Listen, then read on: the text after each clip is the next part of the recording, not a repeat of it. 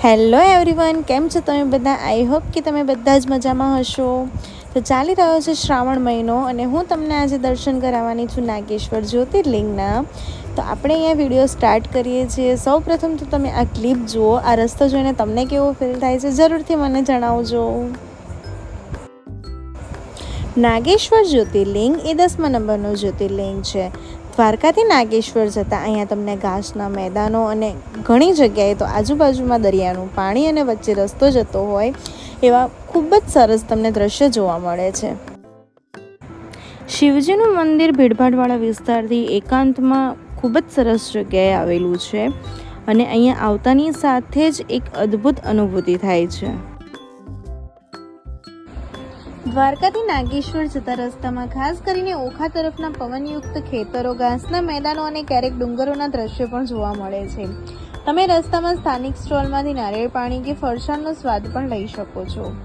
અહીં ડ્રાઇવિંગ કરવું એ પણ એક આનંદદાયક અનુભવ છે. રસ્તાની શાંતિ અને આસપાસના સૌંદર્ય ભક્તિમય માહોલ ઊભો કરે છે. આ મંદિરનું મહત્વ એટલું છે કે અહીં ભગવાન શિવ નાગદોષથી મુક્તિ આપનાર સ્વરૂપે પૂજાય છે. કહેવાય છે કે પાંડવો તેમના વનવાસ દરમિયાન અહીં આવ્યા હતા અને એક ગાય દરરોજ શિવલિંગ પર દૂધ અર્પણ કરતી હતી. ભીમે આ ચમત્કાર જોયો અને એના પછી પાંડવો દ્વારા અહીં શિવલિંગની સ્થાપના કરવામાં આવી હતી.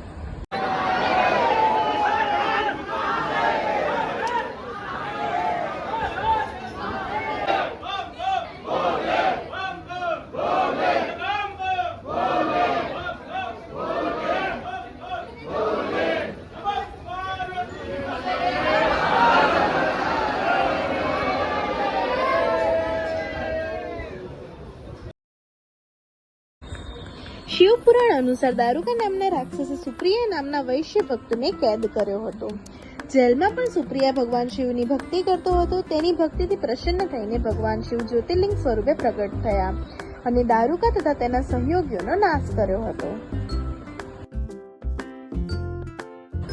આ જ્યોતિર્લિંગની વિશેષતા એ છે કે તેની ઉપર ચાંદીનો નાગ સ્થાપિત છે અને પાછળ માતા પાર્વતીની પ્રતિમા પણ છે. અહીં નાગદોષ, કાલ સર્પ જેવી સમસ્યાઓની મુક્તિ માટે ભક્તો વિશેષ પૂજા પણ કરે છે. જ્યારે તમે 1 કલાક લાઈનમાં ઊભા રહ્યા હોય અને એના પછી જે શિવજીના દર્શન થાય છે ને, એ એક અલગ જ અનુભૂતિ હોય છે. મંદિરના દ્રશ્ય આપણને ધ્યાન અને શાંતિ તરફ ખેંચે છે. ભગવાન શિવની વિશાળ પ્રતિમા જે 25 મીટર ઊંચી છે તે અહીંનું મુખ્ય આકર્ષણ છે. અહીં આવીને એવું લાગે છે જે રીતે નાગેશ્વરે મદપાન કરેલા દાનવોને નષ્ટ કર્યા હતા તેવી રીતે પોતાના અંદરના રાક્ષસોને પણ કોઈ પુનિત ઉર્જા મળતી હોય. તો બસ આજ માટે આટલું. મળીએ એક નવા બ્લોગમાં. ત્યાં સુધી હર હર મહાદેવ.